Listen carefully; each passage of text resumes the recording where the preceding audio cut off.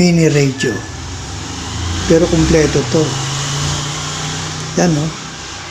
May saksakan siya ng memory card. Tapos, meron siyang USB. Diba? Ganda, oh. Cute. Napulot ko lang to eh. Pero, ano siya? Wala na siyang antena. Wala na rin siyang battery. Hindi ko alam kung tumutugtog pa ito. Pero gusto kong ayusin. Nakukyutan ako eh. Ito yung mga nabibili sa mga tabi-tabi sa Muslim. Diba? Ito yun, no? May saksakan pa siya ng port charger. 5 volts. Kaya maganda to. Para guys, samahan niyo ako, gawin ko to. Sayang eh.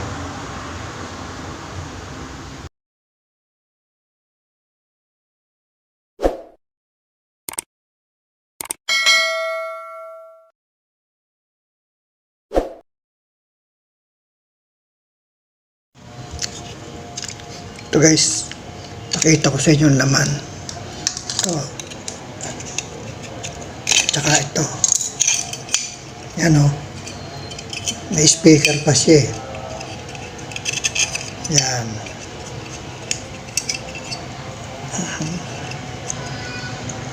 Naipit. Yan. May speaker pa siya. Tsaka ito.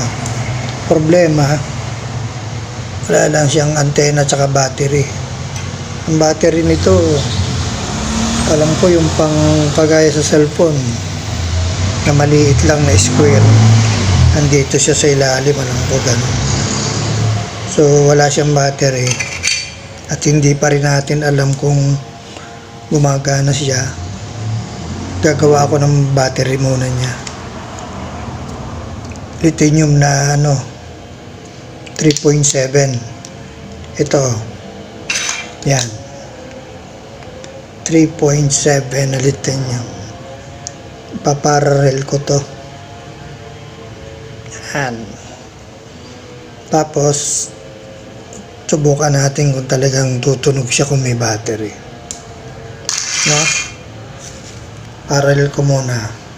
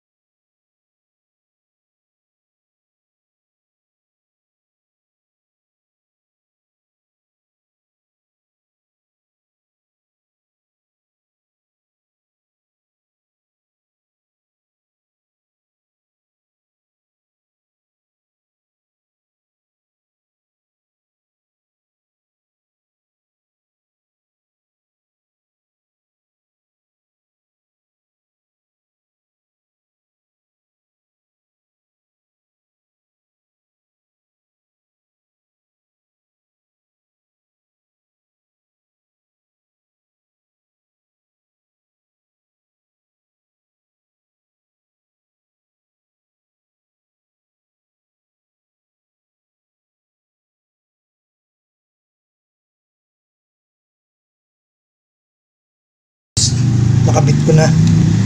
Hirap kabit. Ayaw tumalab ng tingga. Ito, tignan natin kung anong voltahe nito. Ito, tinggana din lang nilagay ko para lang kumapit. Tingnan natin kung anong voltahe. Yan o. Yun. 4.26 volts. Pwede na yan. At least subukan ko to kung kaya yung radio na yan. lagyan ko lang ng wiring dito. Tsaka hanap ako ng PMS, yung protection ng lithium battery, yung galing sa battery ng cellphone, kukuha ko doon, tapos ilalagay ko dito para meron siyang circuit ng protection ng charging, yung BMS. Na guys, sandali lang guys. Ito na guys, nakakita na ako. Tinanggal ko to sa battery ng cellphone na sira. Itong lalagay ko rito para meron siyang circuit charging protection. Yan, BMS module. May nabibili sa online eh.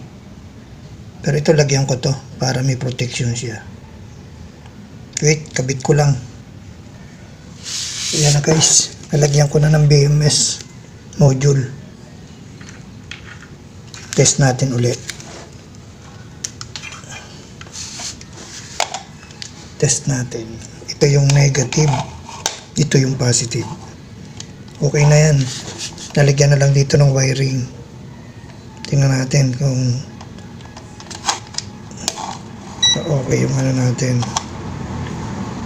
Ginawa ko. Tingnan ko kung ganoon pa rin ang voltahe. Yun, ganoon pa rin. Ngayon, yung sa radio, dito natin kakabit para gumana siya.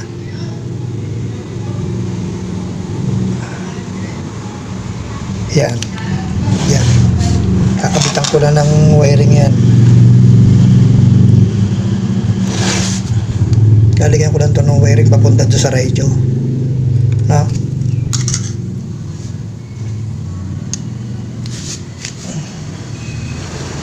Ito. Itong wiring na to. Dapat may kabit dito. Positive, negative. Ito. Dapat may lagay natin dyan. Kasi ito, dito natin susuksok sa battery input niya eh. Yan. Dito sa battery. Tapos yung speaker, dito naman ang speaker. Oh. So pag naikabit natin, try natin kung tutunog do. Ha?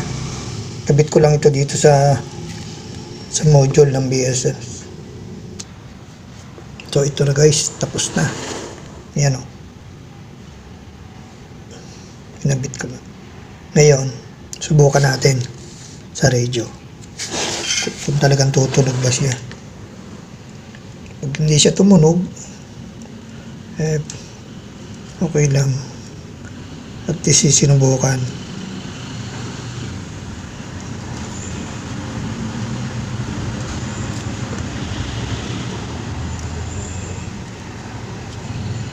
Masira yung hinang.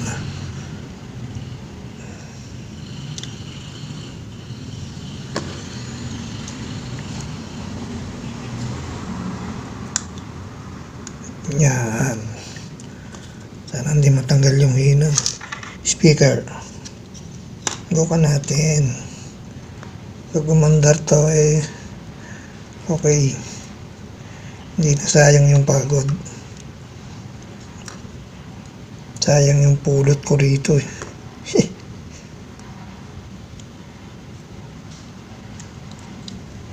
Yan. Yun.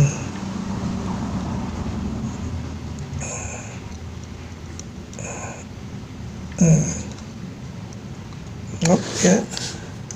Hinga, subukan natin. Kung tutunog. Tumunog, gagawa na lang natin ang paraan.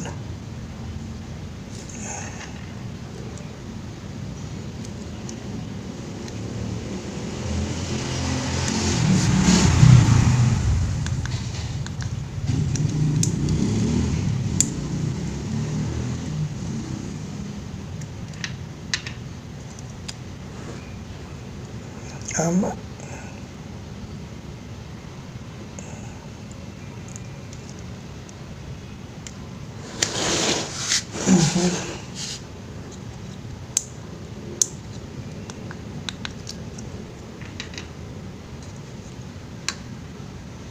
Ay, naku naman, natanggal pala.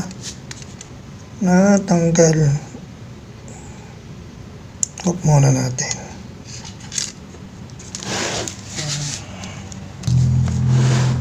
Subok. Subok. Yun. Umilaw oh. Yan. Ba, okay ah.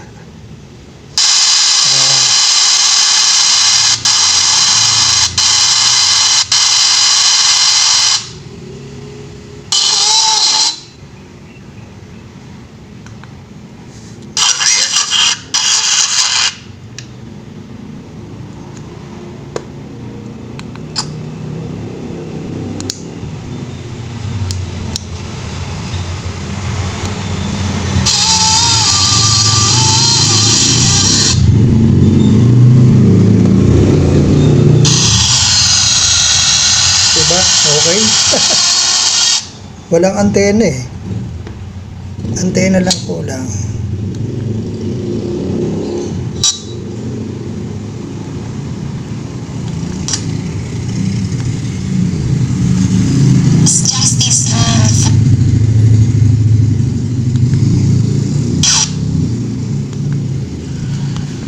Ayun itong hindi.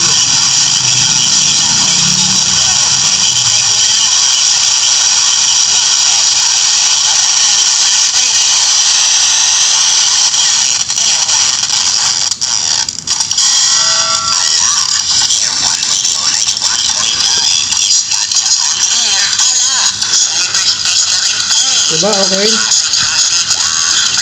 Tumutunog po eh.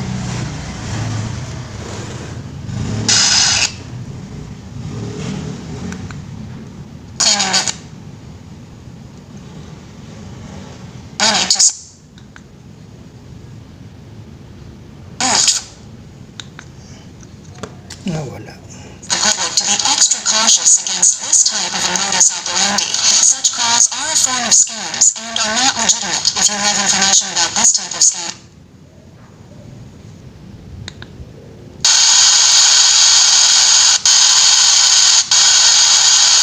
Send it at contratechscam@ntc.gov.ph or at consumer@ntc.gov.ph. For calls, you may call 1682, 24/7's consumer hotline, or the numbers 89204464 or 8926772 and 8921321. And for Region 4, Okay. you may call on At least, 043-723-2495 tumutugtog. from 8 a.m. Sayang eh, diba? Monday to Friday. Okay, update ko lang ito pagka nailagay ko na ng kompleto. Thank you guys for watching.